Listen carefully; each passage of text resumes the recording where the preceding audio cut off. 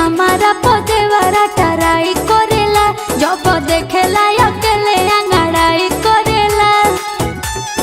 का कहियो ए सखी हमारा पदेवरा टराई करेला, जब देखेला अकेले अंगड़ाई करेला।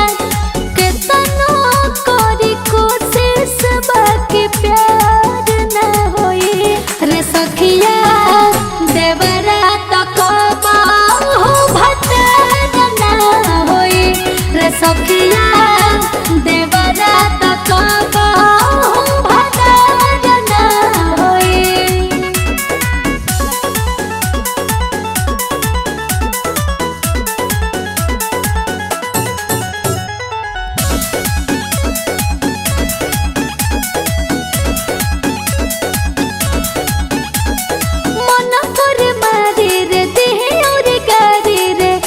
जब से जरिया तो खींच लगे साड़ी रे,